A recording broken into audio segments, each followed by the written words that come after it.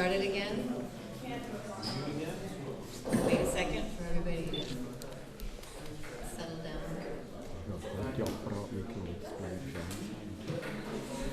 Okay, well, welcome back to this second evening of poetry and song and reminiscences. It is my immense pleasure and honor to introduce, kind of again, the keynote speaker for tonight, Anne Waldman. Anne is a woman of prodigious and prolific word magic, a poet-author of over 40 books, a teacher, collaborator, an activist, a collaborator in the good sense, an activist, a white witch, a burning flame of inspiration and incantation since the early 1960s. Born in 1945 in New Jersey, she came to New York, to the New York poetry scene, a bit later than the hungry male beat poets, but no less hungry for poetry, and no less a powerful wielder of wordcraft. She dates her dedication to a life of poetry to the 1965 Berkeley Poetry Conference, where Charles Olson gave a 4-hour talk reading in which he characterized listening to a poem as being in the presence of an event. And this sense of the poem as a living force, a being in the world, a performance, and a ritual has been central to her work. From 1966 to 78, she served as assistant director and then director of the St. Mark's Church Poetry Project in New York. And in 1974, she founded, with Allen Ginsberg, the Jack Kerouac School of Disembodied Poetics, again, the best title of a school ever, in the Naropa Institute in Boulder, Colorado. She is the recipient of grants from the National Endowment of the Arts, the Contemporary Artists Foundation, and the Poetry Foundation. She has received a Guggenheim, a Shelley Award, and a Lifetime Achievement Award from the Before Columbus Foundation. She has also won the International Poetry Championship bout in Taos, New Mexico twice.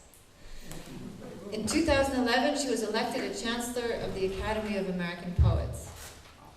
Anne has taught in Tokyo, in Vienna, at the Institute of American Indian Arts in Santa Fe, New Mexico, and many other places. She has been an activist for feminism, the environment, and especially against the war.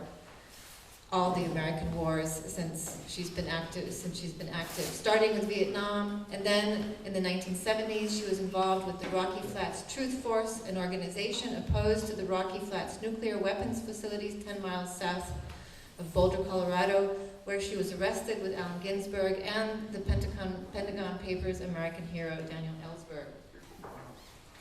She has kept writing and performing for 50-something years. Her most famous poem is The Fast-Speaking Woman, and her most recent is her most famous book is Trickster Feminism in 2008, from which we had a few poems last night. A new book of commentary, memoir, and poetics will be published in 2020, Bard, Kinetic, and I believe that tonight's talk is a little bit of a preview of that. A witness, participant, maker, teacher, and bard of the 60s, 70s, 80s, 90s, and onward into the 21st century, Anne is a living monument and, more to the point for us tonight, an event to be experienced. We are lucky and delighted to be able to hear you reminisce tonight. Let us welcome Anne to the podium.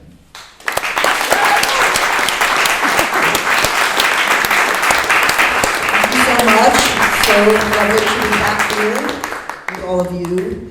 So this is gonna keep it moving pretty quickly. It's got timelines, it's got personal stuff, some reminiscent, it repeats, and it's in these short sort of sections. The two longest bits are probably something to do with Buddhism and the beats, and then something on how are we contemporary with our time, sort of inspired by that question that Giorgio Agamben asks. And I feel this is an occasion where all of you have been very contemporary with your time, and our time as consociational, which is a word I love from Clifford Geertz when he talked about his studies in Indonesia and the gamelan orchestra being an example of consociational, the consociational rhizome, where you're interconnected, but you're all in different time, lines, time circles, just the way in a gamelan orchestra, which I played for a while, you have your own sort of circular rhythm and timing, and then you're intersecting with others. And so, this is our symbiosis in a way. It's also our pratitit samutpada, our interconnectedness, but we're all in different time frames. We're on a time frame with the people you see in your neighborhood. Maybe you're just, somebody in a shop you frequent, with a child that's in your world, an elderly person. So this notion of consociational, and it's been really a pleasure to be here and seeing some old friends as well. Okay, so 60s, kinetics. I love that word from Charles Olson in Projective Verse, where he talks about the kinetics of the thing and one thing following instanter on the other.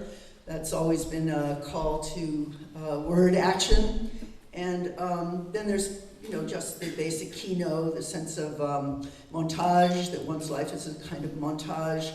The Carolee Schneemann, it was a word she used in her own work, because she was constantly in motion, you could say.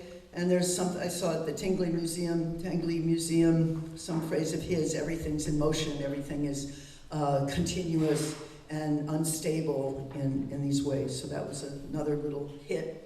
So 60s, which was a very exciting decade for me. I was coming of age in many ways. I actually was born at my grandmother's town, but I lived on McDougal Street my whole life. So I was conceived at Fort Bragg before my father got off to World War II, and then my mother went to be with family. So I was actually at McDougal from the beginning, and I don't remember, but I sat on Leadbelly's knee. So I thought that should be enough. I'll just retire with that. But anyway, so that was probably around 1945, 46. So I was in school until 66, and but within that I was doing other things from New York and out of New York. I worked backstage at the Stratford, Connecticut Festival for 2 years, 62, 63. I then worked in Philadelphia. It was the summer of the so-called riots, August 28th, I think, to the 30th, just a few days, and then followed later by some action, uprising in Rochester and Harlem, I believe, that same year.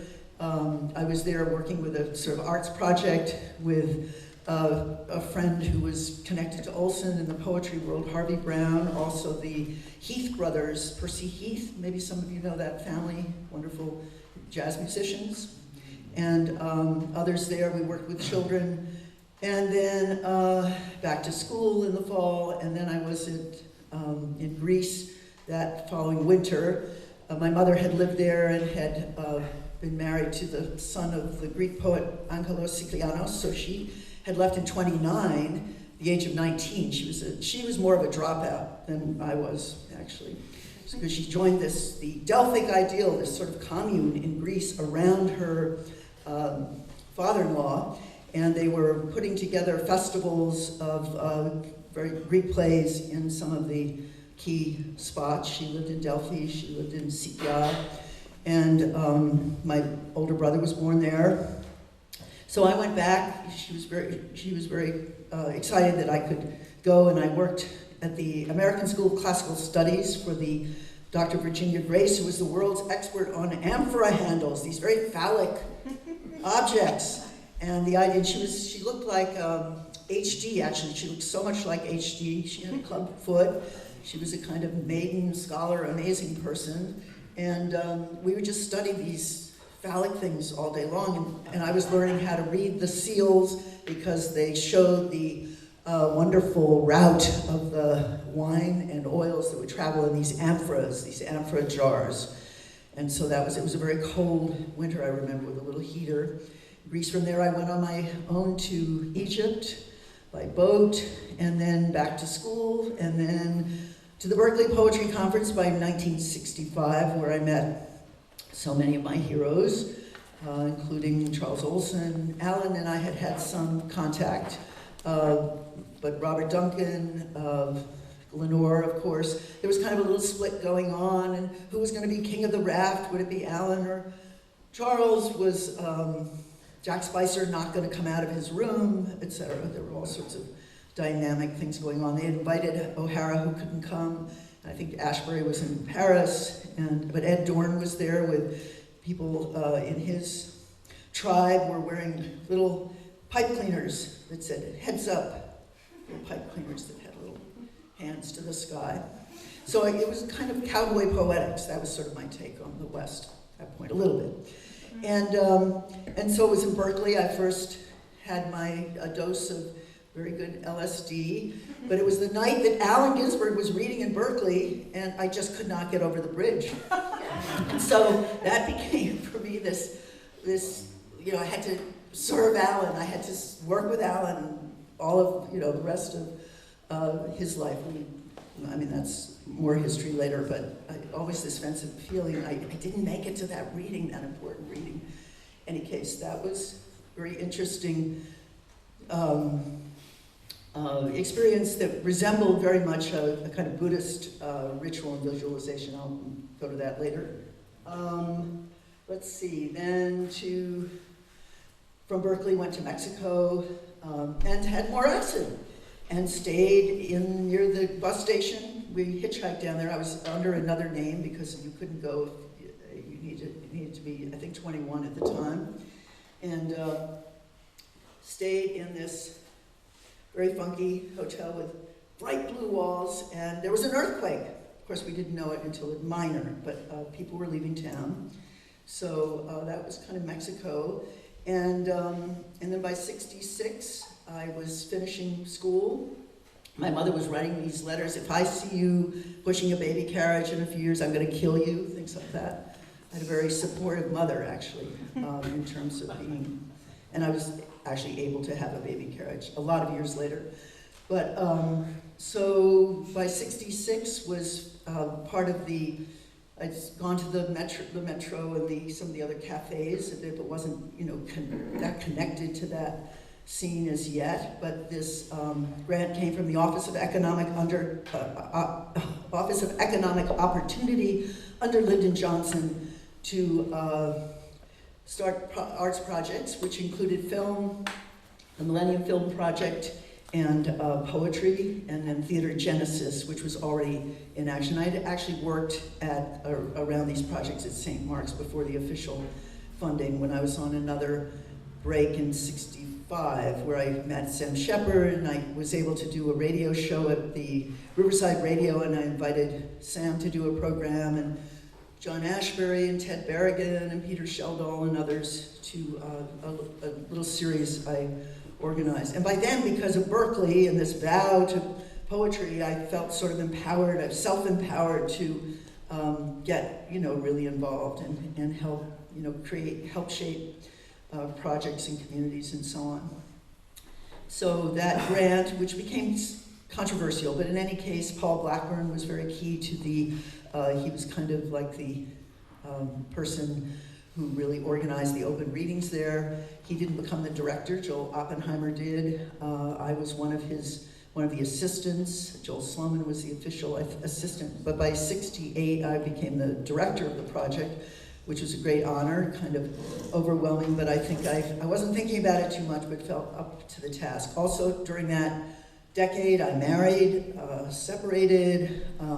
By the end of the 60s, I was, staying at Allen Ginsberg's farm, and then met the Buddhist teacher Chogyam Trungpa, who was starting this scene in Colorado, and Alan and I ended up with Diane Prima, by the way, who's also an early founder, taking some of that energy to Colorado, but I was still very engaged with the St. Mark's poetry. I can still stand at the back of the church and people come up and ask me to get them a reading. So, times haven't gone that far. Revolutionary letter number 3. Store water, make a point of filling your bathtub. This is part 1. At the first news of trouble, they turned off the water in the 4th Ward for a whole day during the Newark riots. Or better yet, make a habit of keeping the tub clean and full when not in use. Change this once a day. It should be good enough for washing, flushing toilets when necessary, and cooking in a pinch. But it's a good idea to keep some bottled water handy too. Get a couple of 5-gallon jugs and keep them full for cooking. Store food, dry stuff like rice and beans, stores best, goes farthest. Salt, very important. It's health and energy, healing too. Keep a couple of pounds sea salt around, and because we're spoiled, some tins, tuna, etc., to keep up morale and keep up the sense of balanced diet, protein intake. Remember, the stores may be closed for quite some time. The trucks may not enter your section of the city for weeks. You can cool it indefinitely. With 20 pounds brown rice, 20 pounds whole wheat flour, 10 pounds cornmeal, 10 pounds good beans, kidney or soy, 5 pounds sea salt, 2 quarts good oil, dried fruit and nuts, add nutrients and a sense of luxury to this diet. A squash or coconut in a cool place in your pad will keep 6 months. And then there was a transmission from Diane. So I went to visit Diane after working backstage at Stratford. Her partner, names, all these different partners. American. No.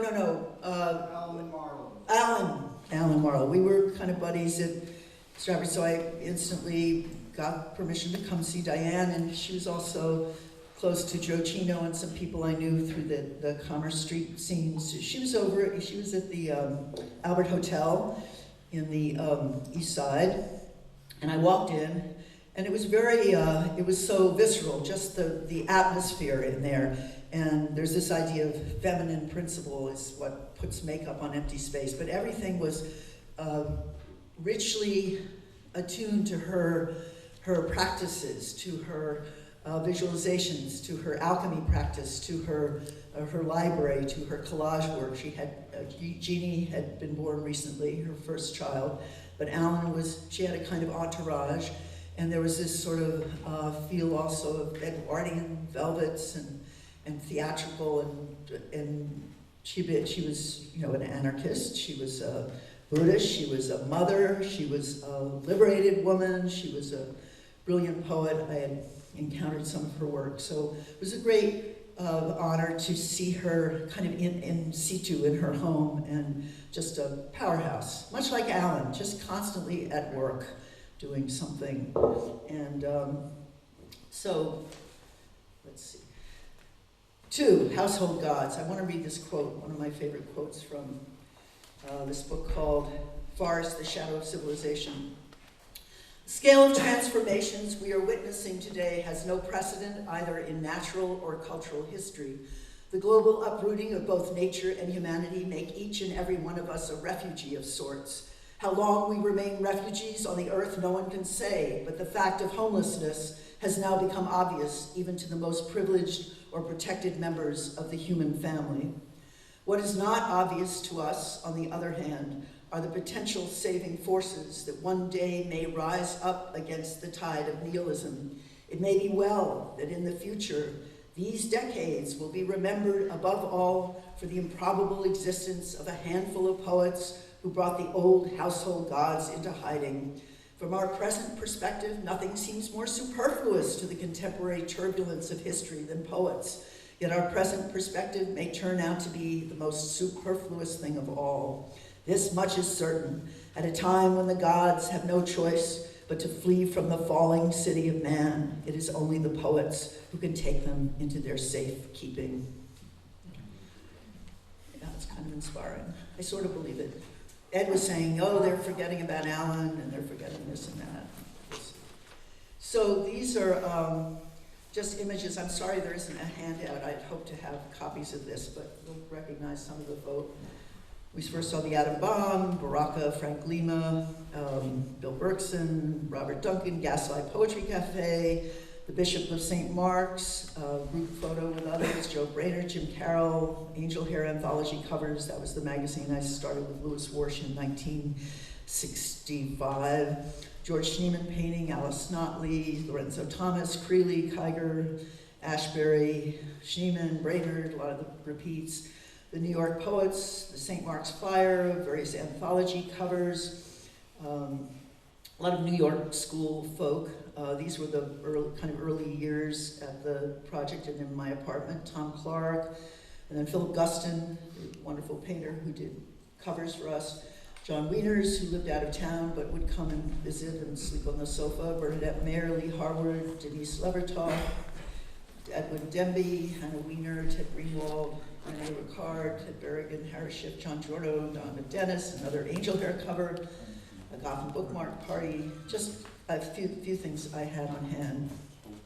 So this idea of, what's key for me is this sense of an early time, a time of founding, a time of, this belletristic time when everything was about the works, about the things that people were writing, just right off. There was a lot of writing going on in the house itself.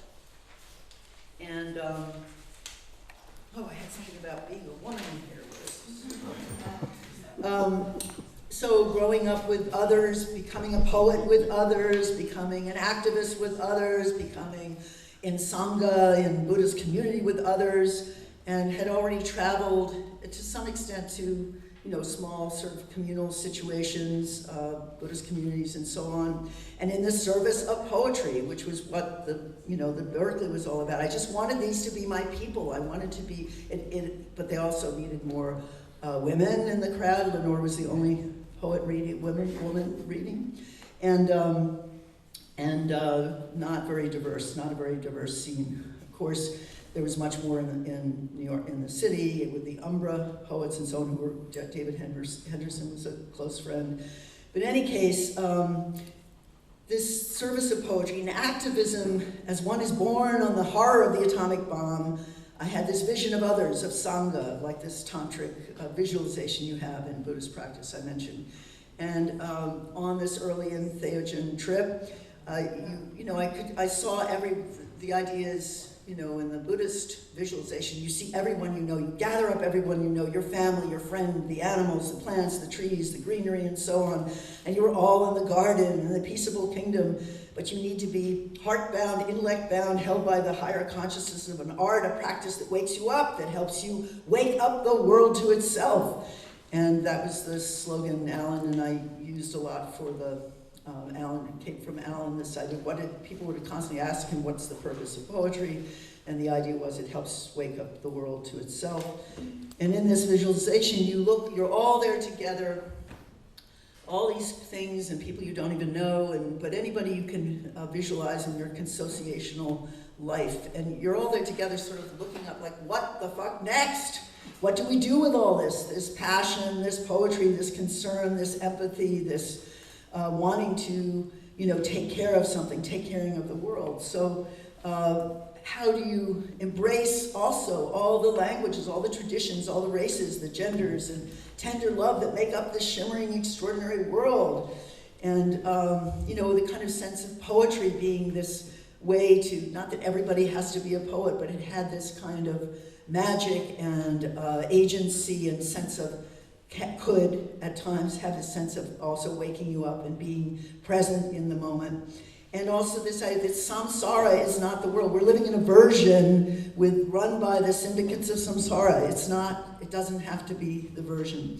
So we're in a version of a world under siege by capitalism, by ego, by narcissism, ignorance, greed, the demonic ignorance of the so-called Dark Age, the Kali Yuga ruled by the lords of materialism in this current world system.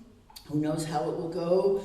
I've consulted with lamas, I've consulted with people who seer or scry, and some say a third of the planet could be destroyed, whether it's nuke or climate stuff, etc. There's talk of the sixth extinction. This is all very real, I think, in terms of actual, relative reality. And we will all be migrants, most likely, in about 50 years. And the traditions speak of generally a 500-year dark age, a kind of hell on earth, roiling from all the karma of this times wherein inflicted all these wars, the endless colonialism, white supremacy, genocide, and this is only the beginning. So we're being tested, and we've got to hold on for these 500 years, and then we're going to wake up to new time. So archive is important. That's, I just love to, and I also like to think that we might not be around, but the slime molds will inherit the earth. And they have made very interesting poetry. It has a lot of slurping sounds. I have a whole slime mold show I do. So the that vision, and then you're also taking on your worst enemy. You have to include your enemy, whether it's, for a while I tried to have Nixon on my shoulder or some other jerk. But, and I would talk about, just continue to talk about antithesis reality, the apotropaic, this pratytsamutpada, the rhizome that we make our work in public space, and that was always interesting, how to do stuff in public space, the way we serve our worlds in poetry and honoring the lives of poets we have loved and the world we've loved. I noticed in these slides there are like 60 of these people have disappeared from the world stage. But we're not alone, so this not being totally alone. You come in alone, you die alone, but you're not alone to earth the charge. So I wanted to start the beginning of this, just a little bit of these slides, and somehow a rasa, a taste of the time, modest momentums. And these, people were so important. Okay, 3, 4, where am I? 3 was, yes, 4. Shout out to, the women are always underrepresented for ongoing reasons. They don't have, but a shout out to Muriel Rukeyser, Audre Lorde, Adrienne Rich, Denise Levertov, Judith Molina, Sonia Sanchez, Bobby Louise Hawkins, Diane DePrima, Joanne Kiger, Carolee Schneeman, Janine Pommy Vega, Patti Smith, Laurie Anderson, Meredith Monk, Kiki Smith, Maymay Brusenbrug, Bernadette Mayer, Alice Notley, Eileen Miles, Erica Hunt, Claudia Rankine, Pat Steer, Etel Adnan, among many others who have changed the frequency, certainly in my life. And I think that's important, just including, Sonia has a great list she does before most of her readings where she thanks all the fellow travelers, and I love that. So growing up in the shadow of World War II, the Nazis, the nuclear bomb, my father came back very sort of shell-shocked and depressed. He had his work he went to school in the GI Bill and then started working at Pace University, but he had these white noise machines on all the time, and then there was, there were families, friends of mine who had come from, whose families had been in the camps, some cases camp survivors, and there was this attendant horror at the exterminations and also the devastation in Nagasaki, Hiroshima, and beyond, how to justify this, comprehend. We were sort of taught about it at home. It wasn't really discussed at school. Did dropping the bomb make us safer? And the war, did it unleash this myriad-headed monster and ruin our psyches? We wore dog tags as children. I'm sure some of you in this room remember that kind of thing. Public school aid, participated in regular air raid drills, some taking refuge under desks, some retreating into the school basement. Some families were building bomb shelters. It made no sense. How could a dog tag be recognizable after a nuclear attack? How would we not be burned to a crisp? Would we be attacked by land or sea? Would the commies land in San Francisco? But I cite the luminous detail of the dog tag as a call also to be an artist. Being an artist is a way out of cognitive dissonance.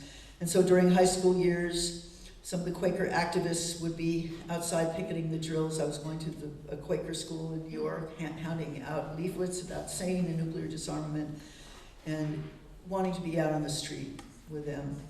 And then, founded in '57, I think SANE was a very impressive movement. Many actors, writers, cultural figures were involved, and they were opposing strongly the war in Vietnam, and Freeze came out of that with Helen Caldecott and others.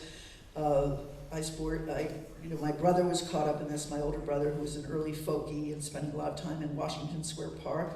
But the family was, pretty much, I was very lucky to have a family I wasn't arguing with about politics. And there's more on that, and Allen, working together with Allen in the Chicago trials, and then later Rocky Flats. So a lot of these things that were going on in my childhood and starting to get me on certain paths kept going and evolved into, adult activities. And it was the visionary Moloch section of Hal in high school, and the Canaanite fire god demanding parents sacrifice their children, this auto da fe, and Allen drawing on Blake, and the great figure, you're right, Urizen with his absolutist satanic mindset. Urizen is part of the two-part system up against the imagination. The Jehovic, hyper-rationalistic, judgmental lawgiver, creator of spiritual disorder and political chaos, his abstract calibers limit the infinite universe to his egoic horizon, Allen wrote. And so, again, drawn to the power of poetry in public space and its incantory power, I was struck by how Allen used Vedic and Buddhist mantra as a political device, and drawn to other resistant poetics, to Shelley's view the poets are the unacknowledged legislators, etc. Growing up in Greenwich Village, involved in interracial friendships, listening to jazz. Early, I think David Amram took me to the Five Spot when I was like 16 or something. Starting to travel to more Fellaheen worlds, Kerouac's sense of that on Below the Borders, and had gone to Egypt in '63. And by the early 70s to South America and India, I felt part of Gary Snyder's rucksack revolution, and also to a cultural and political act. I'm intrigued by Burroughs' methodology to the use of dream and montage and subversion of power structures, and Diane de Prima, of course, as a poet living her work and in collaboration and having a press and the Poets Theater and so on. And Allen often asked, and then he kept asking this question of students at Naropa, what is it you desire? And then he would quote Williams, unworldly love that has no hope of the world and cannot change the world to its delight.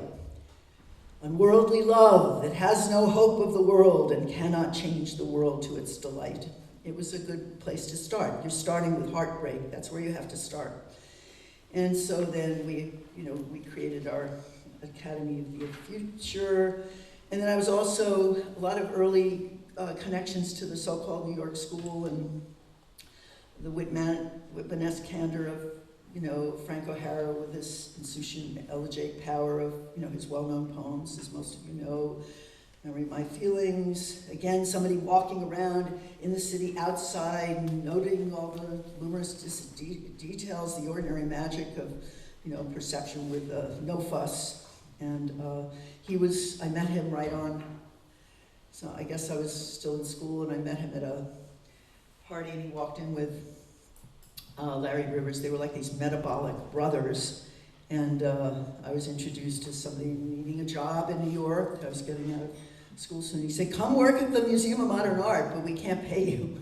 That's been I've got a lot of offers like that. But I stupidly didn't figure out how to not turn that down. Anyway, very sad.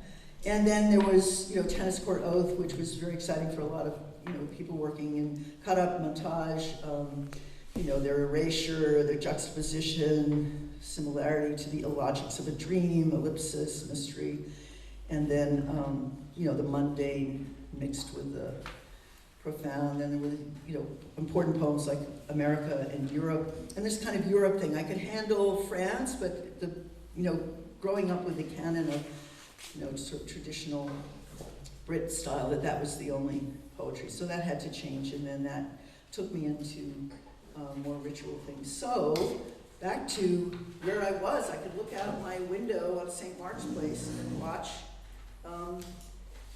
the whole thing, beginning and continuing, and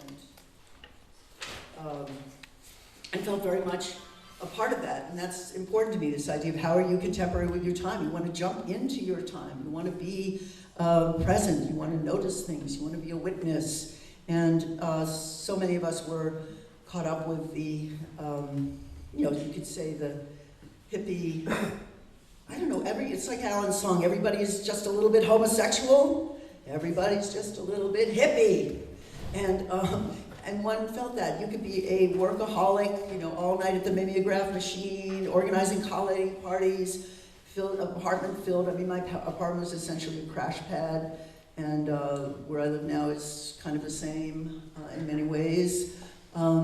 So this thing of, fluidity, you could walk into people's, visit any of the artists on the downtown scene, walk in, collaborate. There was a fluidity there. There was Andy Warhol's factory where I'd visit and knew a lot of those folk. And of course, the poet Gerard Malanga was pretty active making things happen. The Dom was down the block on St. Mark's Place. And those people were often in my apartment, Andy and others, and it was also very close to St. Mark's Church, so by the time the project started, people were coming over after the events at the church. And so and within that scene, there were so many different kinds of people, very, from all over the place and abroad, and a wonderful sense of kind of fluid rhizome. You could sort of basically trust everybody and, connecting up with, and it led to, travels around the world and hooking up with people, publishing things by others, reading, other kinds of poetries, and so on. And one was also, very concerned about as young people, just concerned about where it was all going. But you had plenty to do. And so, this time it was the Dharma, the kind of activism, the community, kind of more cultural activism working out of the Poetry Project, and we had the diggers there at times, we had the soup kitchen, the motherfucker soup kitchen, the Black Panthers breakfast program, the Trotskyites. I tried to go to everybody's meetings, that was fun. The Trotskyites were interesting. It was run by this wild redheaded guy. And the Puerto Rican Feliciano Defense Committee working on liberation of Puerto Rico. I was on that committee, and also relating to the vestry. So to have a space, to have this space that was such a rhizome in itself, and had so many people coming in, stray people, people needing a place to sleep, people needing something to eat, and so on. And then there were pockets of, Ed was really doing his thing so beautifully. I think I gave him a pubic hair. Remember? No. I think I came by the bookstore and you were collecting pubic hairs. But anyway, being a woman, I also felt I had a lot of male energy. I had sort of this alpha energy. I wanted to do things. You're supposed to be, working with it's the upaya. Upaya in Sanskrit is skillful means, and that's sort of male energy. And then prajna is the womb-like, nourishing mother wisdom, where you're putting makeup on empty space, you're adorning these, atmospheres, you're creating possibilities that are nourishing and welcoming.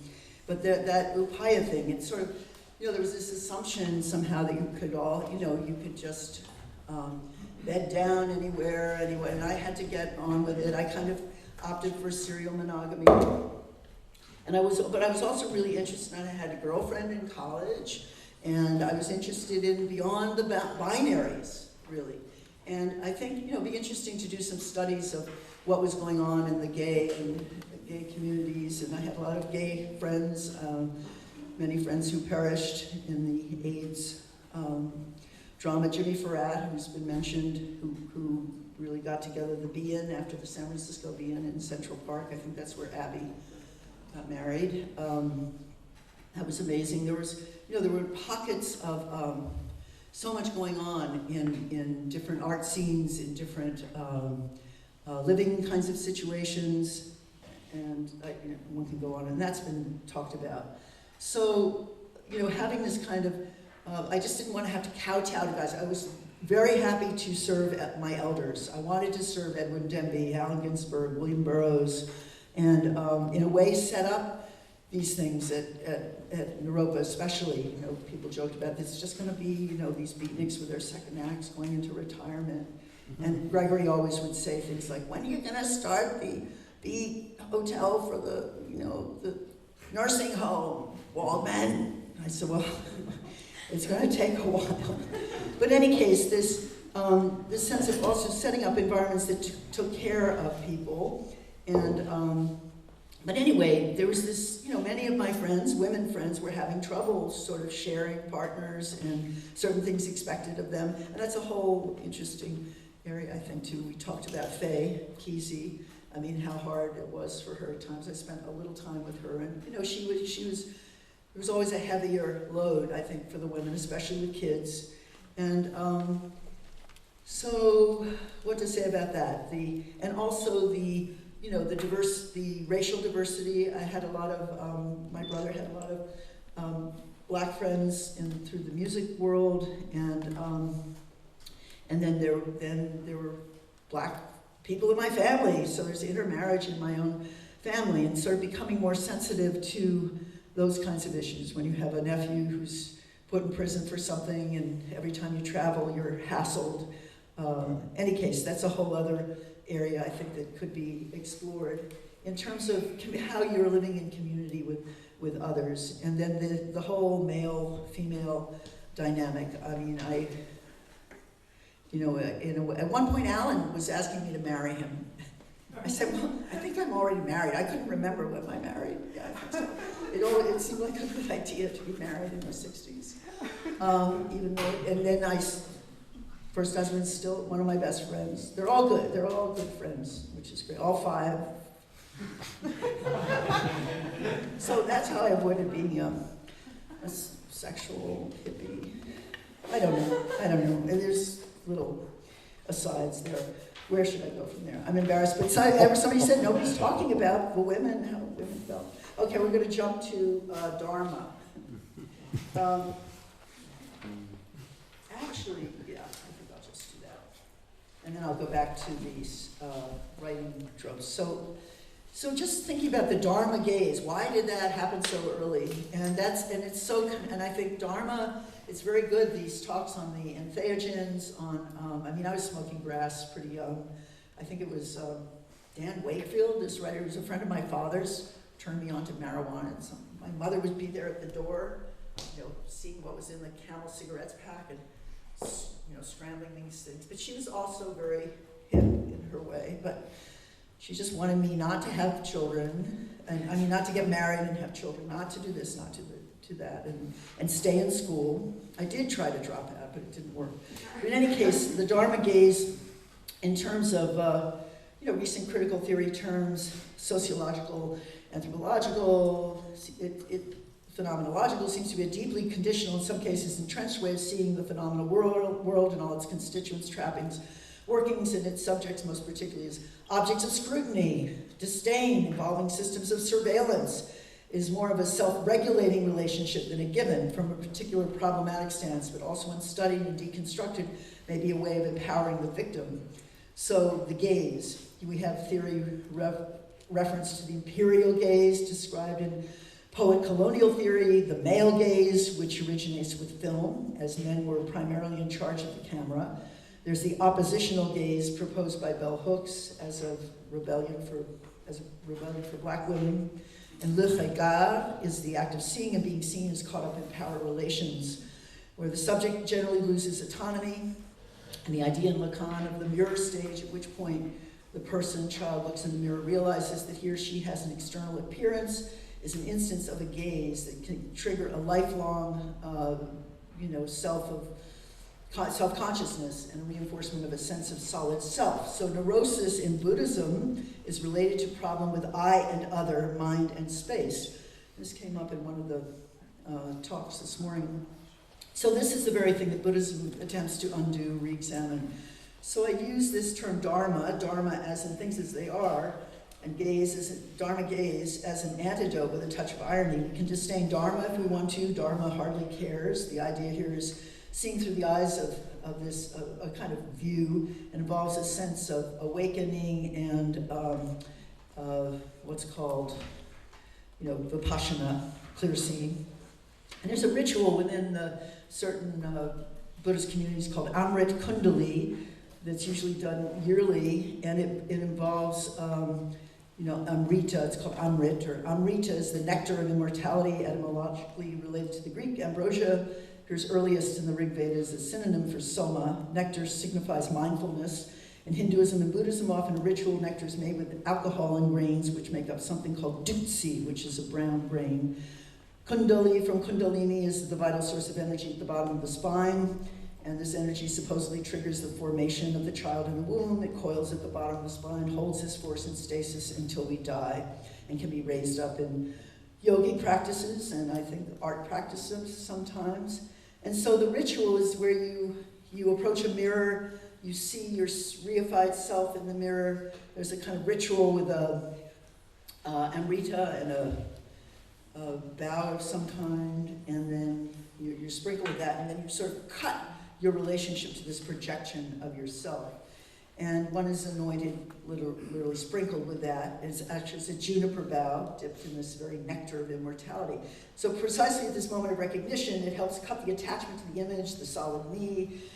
This egoic identity, it seems especially powerful in a culture where reification of identity, of how one looks, dresses, of self, and best to establish this earlier rather than later. So conjuring here this way of, I guess a way of seeing. And this, I think Tyler brought that up earlier, how we could come apart on these psychedelic trips in a way that we weren't just constantly reifying, conceptualizing, projecting. And that to me was, for me, I felt very close to that in this, in an analysis of where hippie, I don't know what to call hippie, hippie zone, autonomous zone of the hippie, whatever. Okay, moving on to 8. So, introduced to Buddhism at a very early age, blah, blah, blah. High school, I was reading Rimbaud, and I shall be free to possess truth in one soul and one body, and intuited something of this notion of a seer. One must be a seer, make oneself a seer. He arrives at the unknown because he has cultivated his own soul, which was rich to begin with, more than any other man.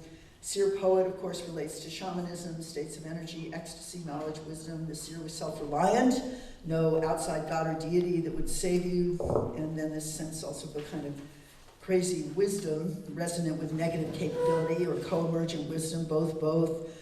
Don't get attached. Energy is a kind of city, flashes of insight.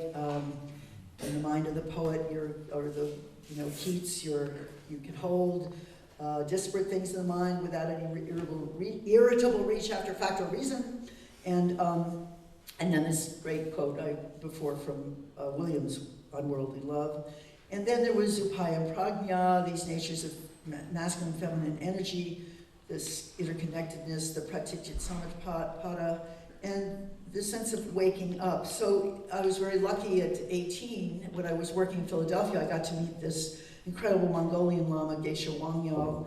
It's settled in Freehold, New Jersey, in a big suburban house. And it was some of the crew from Harvard that Leary was involved with, including Robert Thurman, who went on to be a very amazing Buddhist scholar and heads the whole program at Columbia, Father Uma Thurman. But he was a young guy there. They were all like a little older than I was. They were going off to India, making first connections with teachers over there, and very key to how Buddha, specifically Tibetan Buddhism, came into this culture. And so I would hang out with some of them, and they would say, you can't go in, I wasn't even wearing makeup, but you have to do these things as a woman. You have to behave in this way. You can't be too forward. And that was pissing me off. And this kind of, anyway, that's a whole other story. But it has to do with what I felt like I had to get through some of these things in my own quests. And I remember Gary actually saying that he understood how Buddhism, Tibetan Buddhism in particular, might be more attractive to women, as more so than Zen, because of the very way female energy is understood and depicted in the iconography, very fierce and unleashed. You see these red-skinned dakinis with multiple eyes and skulls around their necks, stomping on corpses of ego, wearing tiger skins around their waists. I was drawn to that.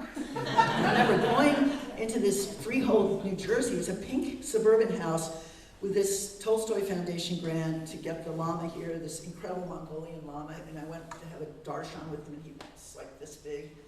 And the guys had been telling me what I could and couldn't say, and I just looked at him, and said something, how can I go further, something like that. But anyway, the monks around it were all gnawing on chicken bones. They were all young monks. And then they had these wild tankas everywhere with these, red-skinned dakinis and people cutting heads off. And it just seemed a little odd. I mean, it was all guys in the house and so on. But anyway, that was an early hit. And I remember, that became part of the conversation with Allen, who was exploring other things. And he was being courted by the Hare Krishnas to be the lineage holder. Only Allen Ginsberg had become the lineage holder.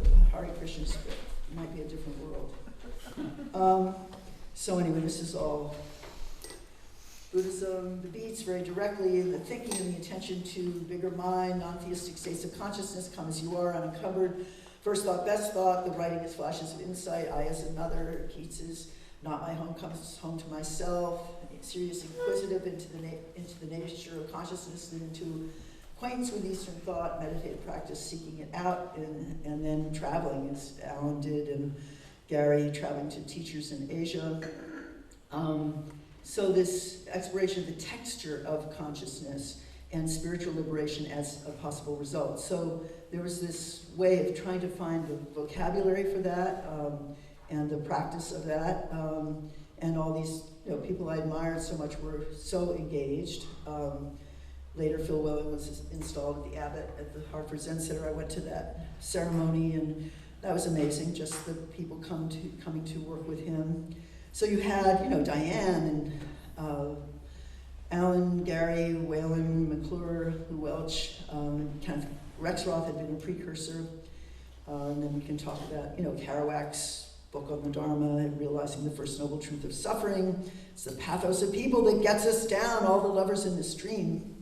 And that's actually why we named the school after Kerouac. He wrote this master tome of quotation meditation, Son of the Dharma. Charlie Parker looked like Buddha. And then Gary had, written Dharma bums, and this whole young seekers were more at home turning to Buddhism than any Western philosophical system. And all those 15 years in Japan, et cetera, and Joanne traveling to India together from Japan with Allen, and Peter Orlovsky meeting the Dalai Lama. And Joanne's journals are the best of that. There's accounts of that trip. You've got to read Joanne, standing around in her black drip dry dress, waiting for some wild martini attention from these guys who, Alan's got this greasy hair, and Peter's got the greasy hair, the better to take drugs behind, as she says. And Gary's being very serious, marking the list of all the places they have to go, and very piously. Anyway, Diane became a student of Zen. Joanne avoided official kind of, putting herself under the gaze of a teacher, but she was one of the most Buddhist people I know. But Diane said, I sat because my teacher, Suzuki Roshi, sat, who was the abbot of Zen Center. This is in 62, to know his mind. It was the first time in my 28 years that I had encountered another human being and felt trust. It blew my tough, sophisticated young artist mind. And then she took later some kind of formal vows with Trump in 83. I don't imagine I'll manage to express shunyata in a way that all my students will know and love, or present the Four Noble Truths as they look delicious and tempting as Easter candy. My skillful means is more like a 2x4 banging on the head of a reluctant driver. I then go in and say, what pyrotechnics? And there's more about these poems by Lou Welch in here, Philip Whalen, and a poem of Joanne's. So this is news bulletin from Keith Lampy. Little Neural Annie was fined $65 in the Oakland traffic court this season for driving while in a state of samadhi. I think Little Neural Annie was a hippie. Driving while in a state of samadhi. California's secular law requires that all drivers of motor vehicles remain firmly seated within the bodies while the vehicle is in motion. This applies to both greater vehicles and lesser vehicles. And then Allen's, his trips to India in 62, 63, went to meditate in charnel grounds. When I finally got to India in 72, I had I had Allen's texts of his, they were like guidebooks to Benares and other places, and also he had sought out the poets in Calcutta, so that was very key. And also, you know, wherever Allen went, there would be, something would evolve, develop, connect, and that was always so powerful. So then, and then the Pentagon, the great mantra there. Mantra, you know, Allen was able to bring mantra back to India, from India, and make it into political agitprop and powerful language, as this, you know, the exorcism shows. So, and also when I met Pupil Jayakar, who'd been the Minister of Culture, she said she thanks Allen for taking Indian cloth to America. And so the khadi cloth that Allen wore over there, he took back, you know, just little piles of squares folded, and turned his, and would wear them publicly sometimes. And she credits him with the expansion of Indian clothing in America. So that's another interesting fact. Okay, I'm going to skip this. And so the timeline for 66. And I mentioned the consociation of what was going on the year this was the year we founded the Poetry Project. Georgia House of Representatives refused to seat African-American Julian Bond because of his opposition to the Vietnam War. Russian lunar spacecraft lands on the moon. April, our Vietnam troops totaled 250,000, painted black, the Rolling Stones. Anti-war demonstrations all over in March and April. First African-American appointed for presidential cabinet under LBJ. It's Robert Weaver for HUD. U.S. nuclear tests at Nevada test site. First acid test in San Francisco. Martin Luther King makes his first speech against the Vietnam War in New York. James Barrett is shot. Miranda Act enforced. Police must inform suspects of their rights before questioning, often not enforced. Pet Sounds, the Beach Boys, Blonde on Blonde. International Organization of Women Now is founded in D.C. LBJ signs the Freedom of Information Act. Groundbreaking ceremonies for the World Trade Center. Race riots, so-called, in Lansing, Michigan. Revolver released. House of Un-American Activities investigates Americans who have aided the Viet Cong. Transit workers strike shuts down New York City subways for 12 days. Chelsea Girls opens. U-2 plane disappears in Cuba. Black Panther Party is founded. LSD made illegal. Flooding of the Arno in Florence. 22 feet high, millions of masterpieces of art and literature destroyed, and many people rallied to help. I had a few friends who went to help on that. And then published Rivers and Mountains, Ashbury, Some Things, Ted Berrigan, Paul Blackman book, I think it's called, Poem of the Cid, translator of that.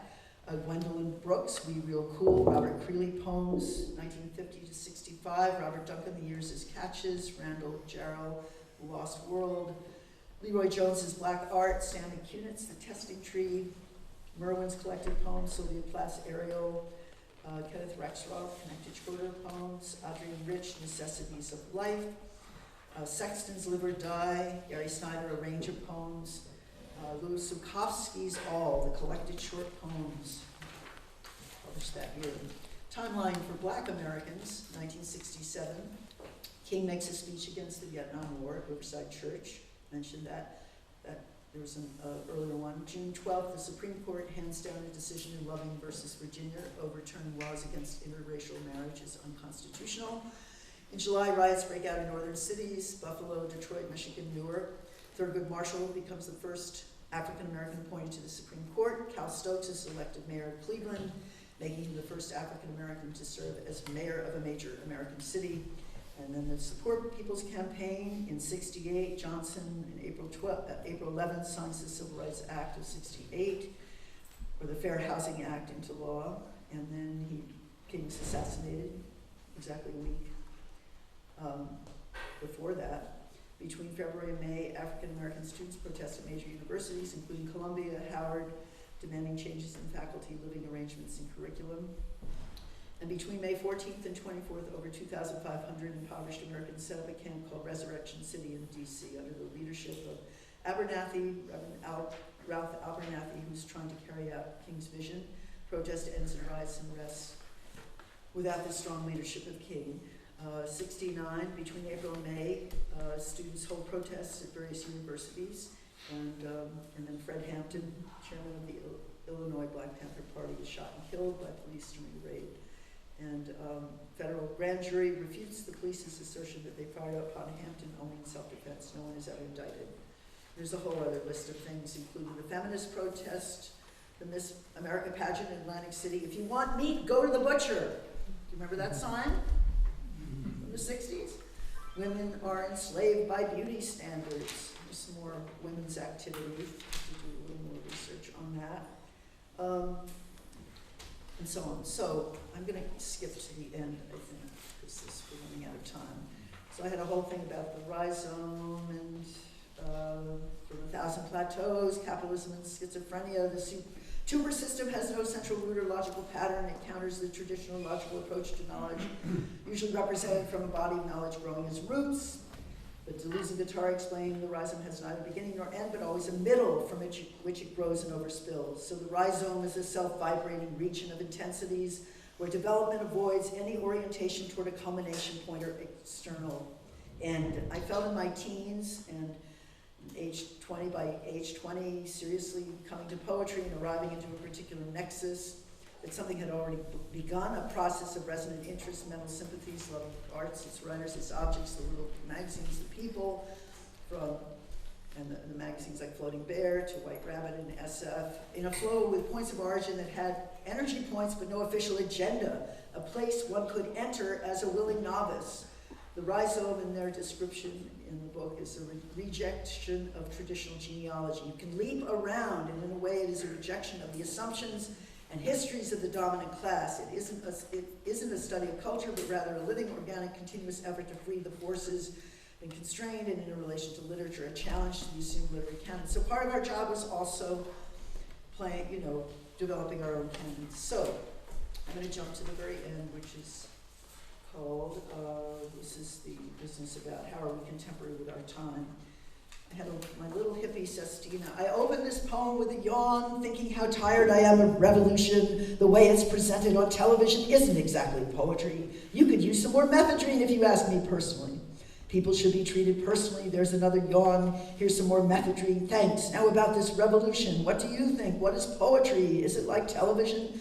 Now I get up and turn off the television. It was getting to me personally. I think it is like poetry. Yawn. It's 4 a.m. Yawn, yawn. This new record is one big revolution. If you were listening, you'd understand methadrine isn't the greatest drug. No, not methadrine. It's no fun for watching television. You want to jump up, have a revolution about something that affects you personally. When you're busy and involved, you never yawn. It's more like feeling like energy, like poetry. I really like to write poetry. It's more fun than grass, acid, THC, methadrine. If I can't write, I start to yawn. It's time to sit back, watch television, see what's happening to me personally. War, strike, starvation, revolution. This is a sample of my own revolution, taking the easy way out of poetry. I wanted to hit you all personally like a shot of extra strong methadrine. You'll become your own television, become your own yawn, oh giant yawn, violent revolution, silent television, beautiful poetry, most deadly methadrine. I choose all of you for my poem personally. So this question of, asking oneself and others, what does it mean to be contemporary with their time? We have the wisdom from Asia of a different sense of time and cosmology. We are in the Kali Yuga, in the dark time. For example, that's just one idea. Modernist Stein's continuous present is relevant here, or the idea that time is a spiral. We also have the dictum in the mind of the poet, all times are contemporaneous, a paraphrase of Ezra Pound, which turns us to the great mystery and beauties of the archaic and how so much of modernist poetics we inherit comes from very palpable discoveries in the 19th century and what we still feed off of. The decipherment of the Rosetta Stone, the undeciphered Indus Valley script, the power of the Devanagari, the Umphala Stone, the discovery of cuneiform Gilgamesh, the discovery of libraries as ancient as cities, and of the Chaldean sense that chaos meant without a library. What are the contemporary discoveries that inflect and infect our poet consciousness? What new science informs our consciousness? What do we draw on to be contemporary with our time? Why do I go to literature and art often instead of history to make sense of this continuous present? What are the possibilities with our vast social networks? What's the problem with our vast social networks? Big problem. our ever-proliferating Indra's nets, our past and future yugas, whole world systems, vast movements of times where the questions essential to our being circulate. What new psychic inscriptions of magic and science of animal being or plant being? We're learning how smart the animals are. What wonders of the continuum are ongoing proof that we are not alone in a solipsistic ignorance to earth our charge. What is our connectivity, our adhesiveness? Whitman's generative term, our interconnectedness. So Agamben, the Italian philosopher, suggests that the poet, the contemporary, must firmly hold his/her gaze on his/her own time, so as to perceive not its light, but rather its darkness. He posits that the contemporary is the person who perceives the darkness of his/her time as something that concerns him, concerns one, as something that never ceases to engage one. And darkness is something that turns directly towards all of us when we are receptive to its wisdom. The contemporary is the one whose eyes are struck by the darkness that comes from his own time. Then he discourses on how within the study of neurophysiology, the neurophysiology of vision, the absence of light actually activates a series of peripheral cells in the retina called off cells. And when activated, these cells produce the particular kind of vision we call darkness. Thus, darkness is not a privative notion, a deprivation, a notion of absence or void, but rather the result of the off cells and a product of our own retina.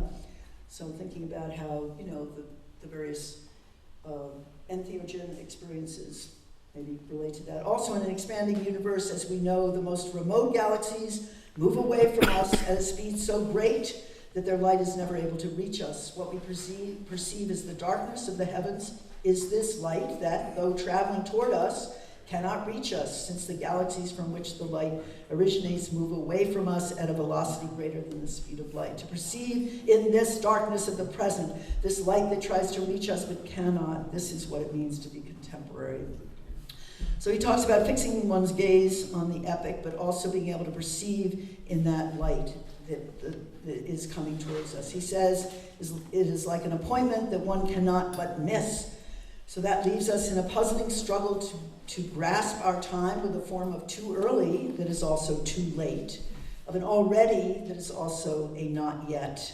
So I've always felt that our time together, our poetry, our work, all that we do, has to move and engage with some of this liminal and linguistic behavior into a kind of aporia, into the space of negative capability and interstices of imagination, being positioned on, in, or within the doorway. And just end with and also the sense query, constantly questioning. That's so important, and that's the pedagogy, Isterin, one of Olson's favorite words, to find out for oneself, obviously root of the word history.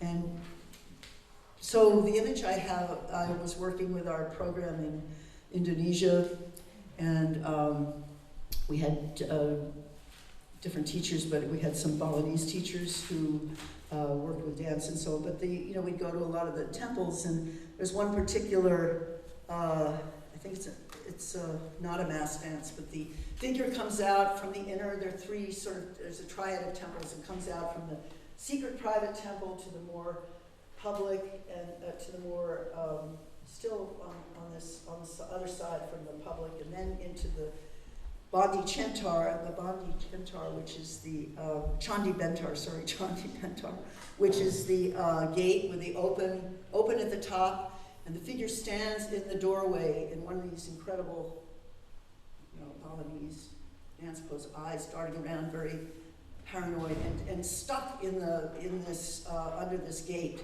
just for like a half hour. It's in the middle of the night.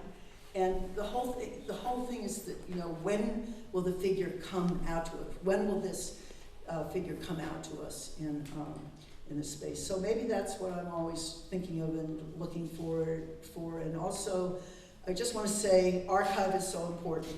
The work we do to try to understand our times, our world, to remember and make the connections, and also of the incredible dark side, all the things that have not been exposed. And the karma is so ripe right now. We are suffering under the burden of all the stuff that needs to be in the light and exposed and worked with in a kind of reparative way. I'm not sure how that's all going to play out, but we can't continue along this, killing things and being so cruel.